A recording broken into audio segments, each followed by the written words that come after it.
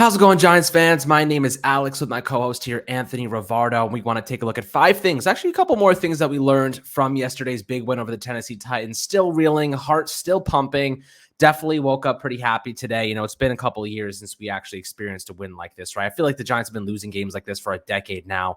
And finally, we come out on top. And I have to say, like, it's a good feeling to see that, you know, our play calling is more aggressive. Our coaching staff has a set of nuts. Saquon Barkley seems to be back. You know, we didn't really even utilize our receivers. So we're going to discuss a couple things that we learned, analyze exactly what's going on here and what we expect to happen in the future in terms of just adjustments and progress to be made. But beating a playoff contending team in this Tennessee Titans squad in their home field is a very impressive feat for Brian Daboll, coming off a very fantastic season with Josh Allen and the Buffalo Bills as their offensive coordinator. But as a head coach, it seems like his players are bought in already. It seems like they absolutely love him. The relationship he's built with some of these guys, it obviously stands out. You saw there's videos going all over social media of him hugging Sterling Shepard and Saquon Barkley, and the energy that they're showing and the happiness. And these two guys, Sterling Shepard and Saquon, have not experienced many winning seasons. They have not experienced many wins in general. It's mostly been negatives, mostly been losses. Starting the season off like this has totally reinvigorated them. You can see it in their actions. You can see it in the way that they hold themselves, in the energy that they showed. It's totally brought everybody together. And this type of win, you want to feed off of that, right? You want to feel this type of energy again. So I imagine they're going to do whatever it takes going into next week against the Carolina Panthers, who gave up 217 yards on the ground to the Browns. So, definitely not good. And the Giants can easily expose them on the ground game. We're going to talk about that. We're going to talk about what they did right, what they did wrong. But Anthony, before we dive into the good stuff, how are you doing today, my friend? I'm doing amazing. Of course, it's the first time that the New York Giants have started their season off with a W in the past 6 years. So I'm doing great. I wasn't expecting the Giants to win that game yesterday. They went out there, they got a hard-fought victory, and they got it really because of some bold coaching decisions. In the fourth quarter, the Giants were bold. They were courageous. They were not afraid. They played with some guts, and that's ultimately why the team ended up coming away with the win. Yes, you could say a little bit of luck there, the Randy Bullock missed field goal, but everything that led up to that, creating that comeback, putting the Giants in position to take the lead late in the game. I got to give hats off to the coaching staff. It was a great game plan in the second half. First half had me really worried that we were just seeing more of the same, but that second half really changed my mind and opened my eyes to what a difference a good coaching staff can make. So it was a super exciting victory. You're taking a look at the next 2 weeks on the Giants schedule. Of course, as you mentioned, playing the Panthers in the home opener next week. And honestly, with the Panthers, they're really not a good team. Okay. The Panthers are a bad team. They have a lot of question marks. Baker Mayfield was a little spotty. And of course, they lost to the Cleveland Browns with Jacoby Brissett starting at quarterback. So this is another winnable game. Then you look ahead to week 3. Big news in the NFL, Dak Prescott out for 6 to 8 weeks with a thumb surgery. So the Giants are really set up here to have a great start to their regular season. This was a huge week 1 win for the Giants against a formidable playoff caliber team in the Tennessee Titans, the number 1 seed in the AFC last season. Taking the win in week 1 against the Titans is going to be huge for the Giants. That was one of the toughest matchups on their schedule. And now they're rolling into week 2 against the lowly Panthers and the hobbled Cowboys in week 3. So I don't want to set my, eyes off too far and get too excited, but this could be a really exciting start to the season for the Giants. And it was what a way to kick it off in week 1 with a win over the Titans. Absolutely. We have weaker opponents coming up. Obviously, Carolina has their fair share of weaknesses, and hopefully Azeez Ojulari and Kayvon Thibodeau are back next week, as well as Wan'Dale Robinson, who missed, pretty much most of that game after the knee injury, but it doesn't seem like it's anything serious after the game. Apparently, basically was like, I just didn't feel right. I didn't really like how my knee was feeling. I told the coaches and they shut me down. They're like, yeah, we don't want to play with that, right? Apparently, it's not anything serious. I think x-rays came back negative. They're going to run an MRI today, see if there's any structural damage, but it seemed like he was okay. It was more precautionary than anything, so that is definitely a good sign. But let's take a look at the first key here, the first thing that we learned. And I think it's pretty obvious. Saquon Barkley is all the way back. He was absolutely dominant in this game. 164 yards on the ground, over 18 carries, a touchdown, a long of 68, 9.1 yards per carry. I mean, you couldn't ask for a better performance from him. He also had 6 receptions, led the entire team with 6 receptions and 30 yards with a long of 7. This is a player who we've been waiting a long time to return to his 2018 form. His burst, his acceleration is back. He looks 100%. He will look decisive. He was lowering his shoulder. This seems to be the comeback, the angry comeback trail for Saquon, who wants to obviously get paid, but most of all, prove the doubters wrong. He said recently that he's going to let his agent deal with all the monetary stuff, the financials, the new contract, whatever that looks like. He's not worried about that. He's worried about performing, and he is doing just that. He carried this team yesterday, but it wasn't without really good run blocking. We're going to discuss one player in a second, that really stood out. But Anthony, your thoughts on Saquon Barkley? This guy has battled a lot of adversity, a lot of criticism. He's finally bouncing back, showcased what he can do. He probably had the best game maybe of any player yesterday in the league, maybe aside from like Pat Mahomes, who had a really good game as well. But he looked like a different guy. I'm really happy to see him back to full strength. Yeah, so am I. And honestly, first reaction from Saquon Barkley is Saquon is back, right? He looks like his rookie version of himself. He looks that healthy. He looks that strong. He looks that fast, and maybe even a bit better. Honestly, this could be argued as the best performance of Saquon Barkley's career. The Giants don't win this game without the heroics of Saquon Barkley all throughout the game. First quarter through the fourth quarter, Saquon Barkley was the focal point of the offense, and he was really, for a while there in the first half, the only bright spot on the Giants offense. And then in the second half, the Giants were like, okay, it's time to just let Barkley loose, feed him, run the entire offense through him, and it worked. I mean, you take a look at that 2-point conversion that the Giants won the game on. There were two Titans defenders in the backfield, had Saquon dead to rights. He had to make a play, and he did make a play, and he got into the end zone with a missed face mask call. He was totally being grabbed by the face mask, and he just powered his way into the end zone. It was truly spectacular, heroic moment from Saquon Barkley, and a heroic game and a phenomenal performance. Talking about the contracts and all that stuff, it's a long season, right? Let's make sure he stays healthy, keeps up this level of play. Then we could start talking about the contracts when we get closer to the offseason. But right now, I'm just focused on watching Saquon Barkley play, enjoying his talents, enjoying the fact that we finally have a coach who, in my opinion, knows how to utilize him. He was the highest target share. He had the highest target share out of anybody in the Giants offense, which is something I've been saying for so long. Start throwing Saquon the football. Make him an X factor in the receiving game. Well, he had more targets than any receiver, which is super, super impressive. Leading the team in targets as a running back, that was awesome. That does show me that the Giants are finally understanding how to use him, how to get him involved, and how to make him that superstar that he was in his rookie season. But of course, when you take a look at the run blocking scheme as well, Alex, this is something we've been talking about for the past 3 years. We need to see more pre-snap motion. We need to see more pulling and pinch blocking, right? All that kind of stuff. They did those things yesterday, and they sprung open some huge lanes for Saquon Barkley, basically giving him one-on-ones in a hole with a defender, and Saquon Barkley is going to win the majority of those one-on-one matchups. That's what this is all about, creating those matchups for Saquon Barkley to let loose and make plays. And finally, this coaching staff is giving him those opportunities, and it's super exciting to see. Yeah, and that's part of the entire adjustment that the Giants made, and that kind of leads us into our next thing that we learned is that Brian Daboll has massive nuts, and to quote Tyreek Hill, he might need a wheelbarrow to carry his nuts around. Tyreek Hill actually said that about Mike McDaniel, which is actually freaking hilarious. But Brian Daboll, what he did in this game after the first half looked like same old Giants. Offense was all over the place, discombobulated, lack of execution, failure to be disciplined. It was just abysmal across the board. What they did in the second half of that game was not only magisterial, but it was borderline genius. They and it seems simple because we've been, sitting and watching Joe Judge's offense for the last 2 years, and Jason Garrett's offense. But what they did was very simple. They said, okay, who is our best player right now? Who's looking the best? Oh, it's Saquon Barkley. Let's just keep giving him the freaking ball. How about that? Let's utilize this modernized offensive system that we've built and modernized running style and rushing attack, and just utilize it. Just put it to the test. And Saquon Barkley ran with it. He carried it, and the offensive line showed up to help him out. And I think that was a big one. But at the very least, the offensive line looks good in run blocking. Pass blocking definitely was a bit spotty. We'll discuss that in a couple of minutes here. But Brian Daboll stepping up big in terms of making those mid-game adjustments, whatever he said to that team, reinvigorated them, got them excited, got them hyped. And the execution from the third quarter on was 125% better. Everything was better across the board. That's kind of what you're looking for in a coaching staff. Mid-game adjustments are real. You have like 15, 20 minutes, so you don't have much time, but it's enough time to get your team into the right mindset, make those adjustments, realize what Tennessee was trying to do, and try to capitalize with what you have at your disposal. Brian Daboll did that. He was aggressive with his play calling. The final drive of the game, he goes for it on 4th and 1 with a QB sneak. He gives, the bootleg for Daniel Jones. He gives Daniel Jones the green light to do that. That's ballsy as hell. And shout out to Mike Kafka as well for helping to do that. And then, of course, you have the 2-point conversion with that little Kansas City, the Travis Kelce little flip toss, and Saquon Barkley breaks 2 tackles, runs to a face mask, and then bulldozes a guy into the end zone.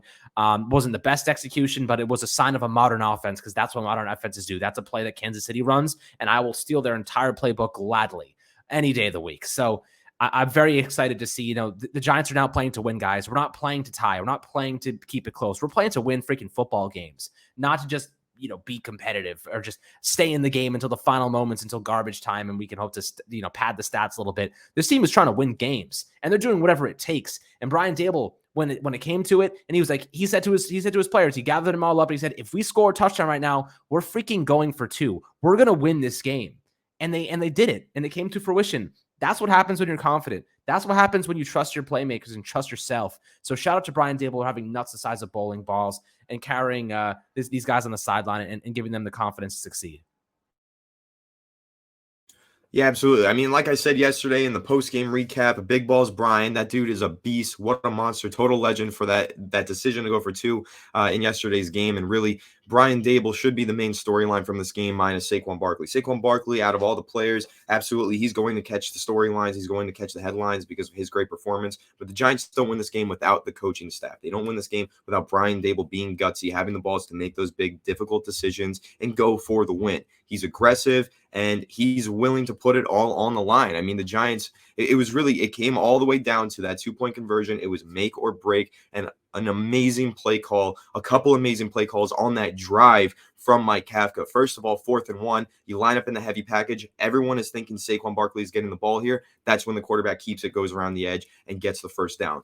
Awesome play call on 4th and 1, do or die moment by Daniel Jones and Mike Kafka. Then you're getting down to the goal line, right? Everyone's thinking this is going to Saquon. Saquon Barkley's getting this handoff at the goal line and plunging in for a touchdown. Play action, throw it out to the side to a wide open tight end. Another great play call by Mike Kafka and Brian Daboll, and great execution from Daniel Jones there. And then, of course, as we've already mentioned a couple of times here, the 2-point conversion, that Andy Reid style shovel pass on the goal line. What a play call right there. Never thought Daniel Jones would actually have the cojones to make a little shovel pass on the goal line like that. But of course, when you're giving the ball to Saquon Barkley, you can trust in Saquon to make the play. And that's ultimately what happened. But again, phenomenal play call by Mike Kafka there. There's 3 standout moments on that one single drive that you really say, wow, what a difference a good offensive play caller makes. And of course, the decisions on all of those moments by Brian Daboll to make those plays, be aggressive, do or die in the 4th quarter. It really was just a phenomenal way to win. Again, first half wasn't so great,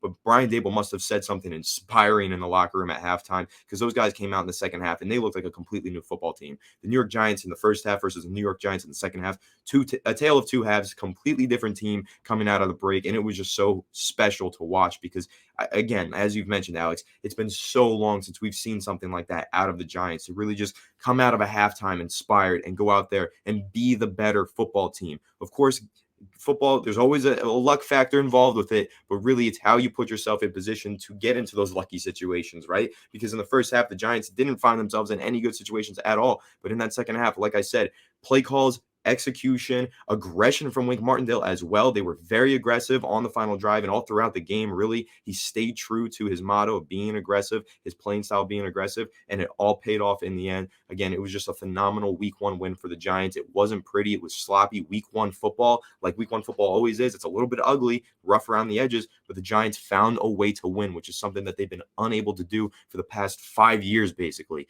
But this game, I mean, it was so impressive just to see them find that way to win. And that, to me, was because of the head coach, Brian Daboll. Yeah, absolutely. And looking at the offensive line, guys, I want to focus on one specific player, rookie left guard Josh Zudu. Of course, Evan Neal finished with 31 pass blocking snaps. He gave up 2 pressures, so pretty solid in pass protection for Evan Neal. A couple of really good clips I'll throw into this video so you can see. And then Josh Zudu, the interior struggled. Pass blocking, he was bad, like straight up bad. 28 snaps at left guard. He gave up a sack, a hurry, 2 overall pressures. That's not exactly what you want to see from him, but he was really good in run blocking. He opened up some really nice lanes for Saquon Barkley. He sealed off the edge pretty nicely when he got out there. It was nice to see from him. He's quick, he's fast, he's athletic. And again, he's a rookie 3rd-round pick. So what do you expect from him entirely? I mean, look, I'd rather have him in there than Ben Bredeson right now. I think we know what Ben Bredeson is. We don't know what Josh Ezeudu is yet. He needs more experience. He needs reps. He's going up against a very solid Tennessee Titans interior defensive line. So I was happy with his performance. I think they should start him the rest of the way, give him more time to gel with Andrew Thomas and John Feliciano. Josh Ezeudu, really good run blocker from the week 1 stats, but definitely needs a little bit of help in pass pro. And that just comes with experience and reps, Anthony. What are your thoughts on him? Do you think he should be starting over Ben Bredeson moving forward? Yeah, I mean, clearly the Giants' offensive, coaching staff and Brian Daboll, they saw something that said, okay, Ben Bredeson's not ready to play. Let's get Joshua Ezeudu in there. And we've been saying that for a long time. We'd rather see the young guys play and develop in the regular season than seeing some veterans who don't really have that long-term future and high-end potential take the field. So I want to see Joshua Ezeudu go out there and play more. I'd like him to be the starter going forward. It wasn't a pretty performance by any means. He had his fair share of struggles, particularly in pass protection. But if you look at the stats on Saquon Barkley's day, versus rushing to the left versus rushing to the right, I think he averaged around 2 or 3 yards per carry on the right side and then like 17 on the left side. Of course, that big 68-yard run helps with that. But really, rushing to the left side behind Andrew Thomas and Joshua Ezeudu, that's where the Giants found their most success yesterday. And it was because not just Andrew Thomas carrying the team on his back, Joshua Ezeudu was solid in run blocking, like we always expected him to be. Very good run blocker at UNC. We knew he would step in, have his fair share of struggles as a rookie. Again, it's week 1. Evan Neal as well had his fair share of struggles. Week 1, these rookies are not necessarily fully ready for the NFL game, but give them some time to progress, give them some time to develop in the regular season, and they can turn themselves into solid pros. And right now, that's what we're seeing. Joshua Ezeudu in week 1, he put in a performance that he can build off of. That's really what this was. This was a solid performance. It wasn't perfect, but it's something to build off of. And that's why I think he should be the starter going forward. Allow him to continue to build off of this. Again, especially going into this Panthers game, it's not as difficult of an opponent as that great Tennessee Titans defense. The Titans had the best run defense in the NFL last season, and the Giants had a phenomenal rushing day on Sunday. So going into this Panthers game, I'd like to see these young guys play. I'd like to see Joshua Ezeudu in the starting lineup. It's less of a formidable opponent, and so you can maybe see him build on the week 1 performance, continue to develop, and establish himself as a quality starter over the course of the season. Yeah, I mean, look, I think this is a guy that you kind of stick with and let him develop as the season goes on. Again, this is the first year of a rebuild. This is the time to do it. This is the chance and the opportunity to give him a substantial amount of experience, and I think that will ultimately be the catalyst for his growth. The next thing that I want to discuss here is specifically the linebackers. Tay Crowder, really bad in coverage. Had a really nice hit on Derrick Henry. Looked good in the run game, so I'll give him credit there. Had a really solid day in terms of run defense, but tackling was spotty at times. Coverage, he gave up a touchdown to Jontrell Hilliard, as well as Austin Calitro. So, you're looking at a group of linebackers here that couldn't cover for their lives. And ultimately, we expected this. Blake Martinez, also not a great cover linebacker. I don't think he would have been a significant difference there. You really need a guy like CJ Mosley. You need like a big, good coverage linebacker to really stand out there. But the Giants just don't have that. We're rolling with the youngsters. We're rolling with the guys that we have on the roster. And seemingly it's enough to win. So I guess we're going to continue to do that. But, I wonder if the Giants look to address that position, as you mentioned last night, maybe via the waiver, maybe via free agency. We have a little bit of money to spend. If they notice that there's a big weakness, maybe you address that. But otherwise, they didn't stand out. Again, you can supplement it a little bit with safeties and kind of smoothing that over. But, Julian Love at strong safety can help out a little bit. But teams are going to attack those linebackers. I expect Christian McCaffrey to be heavily involved next week with the Panthers and just attacking Tay Crowder in coverage, attacking Austin Calitro, Micah McFadden, exposing them on all levels. So hopefully they find ways to supplement that. But again, that's kind of what you're giving that up because you're blitzing a lot. And you need these guys in man coverage. They have to make plays sometimes. But, what are your thoughts on the linebacker core so far?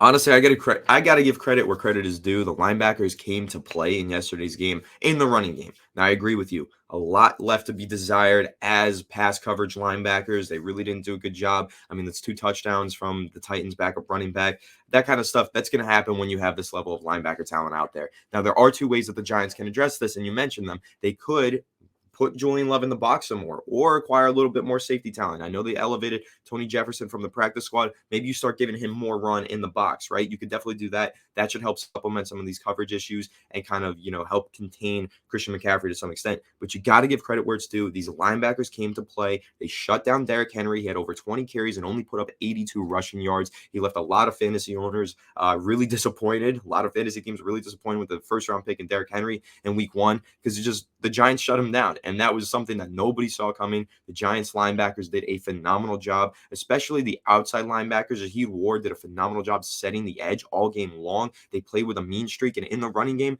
they were stupendous. Like, really, the Giants linebackers were incredible in run defense. Like you said, though, a lot left to be desired for in pass coverage, but that's something that the scheme can work around. You can get safeties to play in those spots and hopefully just try to contain Christian McCaffrey to some extent. But if these linebackers can continue to shut down the run in this manner, it's going to be a solid season out of the Giants defense, because that was elite run defending. Again, we talked about the Tennessee Titans having the number 1 ranked rushing defense in 2021, but number 2 was Wink Martindale's Baltimore Ravens. The dude knows how to shut down the run, and it's going to be a huge deal for the Giants all season long. They got a lot of good running backs on the schedule, but going into all these games with Wink Martindale as your defensive coordinator, that sure does help quite a lot. Just shutting down the run, containing these superstar running backs, it's going to be huge for the Giants defense. And again, I got to take my hats off and just say major respect to these linebackers who came to play, played well above the expectations in run defense, and really turned in a solid performance. Yeah, absolutely. And this is the final key, or the final thing that we took away, was that the improved pass rush will make this defense a lot better. And dare I say, legit. Kayvon Thibodeau, like, for the record, Jihad Ward set a mean edge. As Baldy did a breakdown on Twitter. He set a mean edge. He played well against Derrick Henry. I think Derrick Henry averaged like slightly over 4 yards a carry, maybe like right around 4.1. That's insane. Derrick Henry's the best, arguably the best running back in football. He destroys people, and the Giants shut him down for the most part, which is absolutely impressive. Ward looked really good. He was playing violent, physical. He had 6 total tackles. That was impressive. And O'Shea Ximines on the other side had 2 quarterback hits. He looked really good. He had a pass defended. He had 6 tackles as well. So that's impressive, man. This is a defense that went out there with a lack of pass rush, a lack of guys at that outside linebacker position. They stepped up and made big plays. You add in Azeez Ojulari and Kayvon Thibodeau, your 2 starters. This defense has the capabilities to be very legit. Putting actual pressure with Leonard Williams and Dexter Lawrence also in the mix there, it's going to give quarterbacks no time at all to actually throw the ball. And if you have good coverage corners, good guys back there, it's going to be tough to stop. I'm excited to see how the Giants progress here when they get some of these guys healthy and back in the mix. And they stayed pretty healthy after week 1. So that was a great sign too on the defensive side specifically. What are your thoughts on Kayvon Thibodeau as he's making this return? I think that they could be a catalyst to make this defense much better as the season progresses. Yeah, I mean, I completely agree with you, because I didn't think that the Giants pass rushing department did a great job by any means. I thought that Ryan Tannehill, oftentimes, especially in the first half, just had all day in the pocket to survey the field and make some plays. But if you go forward now with a couple of better pass rushers and Azeez Ojulari, Kayvon Thibodeau, once these guys really start to kick into high gear, the Giants defense can get very scary. As I mentioned, the linebackers did a phenomenal job in run defense. And those edge rushers did a really good job too. As you mentioned, Ward setting a mean edge. So I'm a little worried to see maybe if Ward gets less playing time, will that affect the Giants' run defense? I am kind of curious to see that. But if Kayvon Thibodeau can also set a hard edge and be solid in run defense, it shouldn't be too big of a loss for the Giants. But it really should be addition by subtraction, right? You take Ward out of the lineup. He's a great edge-setting run defender from the edge. But you put Kayvon Thibodeau in there, he's going to add a massive boost to the pass rushing level for the New York Giants defense, I think, especially once he starts to get used to the pro-style game. And then, of course, Azeez Ojulari coming in there as well. The Giants pass rush needs to improve what they did in week 1. It just wasn't enough, right? The pass rushing department wasn't enough from the Giants defense. Again, they got by because they shut down Derrick Henry. The run defense was amazing. But going over the course of the season, the Giants need a better pass rush. You can't have these good quarterbacks staying in the pocket all day long, surveying the field with no pressure. The Giants need to start pressuring the quarterbacks, and I think the additions of Kayvon Thibodeau and Azeez Ojulari into the lineups will be huge for this defense, just generating some pressure, keeping the quarterbacks off their platform, getting out of the script, making some errant throws here and there, or of course just getting some sacks and creating a field position game, right? It's going to be huge for the Giants. So I can't wait to see the Kayvon Thibodeau debut to his rookie season. I think he's going to have a huge year in store despite the slight injury that held him out of week 1. He said even in the post-game interviews that if it was the Super Bowl, he probably would have went out there and played. So he's not that far from being ready to go out there and take the field. We kind of speculated before the game that the Giants are probably just going to hold him out to maintain him and preserve him for the rest of the season. I think we're right about that. So it should be really soon that we get to see KT suit up in that number 5 jersey and go torment some quarterbacks. Absolutely, we can hope that. I really am excited to see, Kadarius Toney and Kayvon Thibodeau, both KTs, really get on the field here. But we know what Kayvon Thibodeau can do. We know what he's accomplished at the collegiate level. We know what Azeez Ojulari can do, so that's very impressive as well. But we learned a lot, guys. There's a lot more to break down as we move on in this coming week. And when we get our hands on all this film, we'll obviously put that together for you. We'll take a look at some of the more impactful plays, which I think will be very exciting, and we can see exactly what the Giants did to win this game. Really, in the second half, everything was just totally different. So I'm excited to keep breaking those down and getting you guys the proper information as we head toward week 2 and we set our sights toward the Carolina Panthers. But hopefully you guys enjoyed this episode. As always, make sure to like and subscribe. Enjoy this win, my friends, and we'll catch you guys on the next Fireside Giants episode.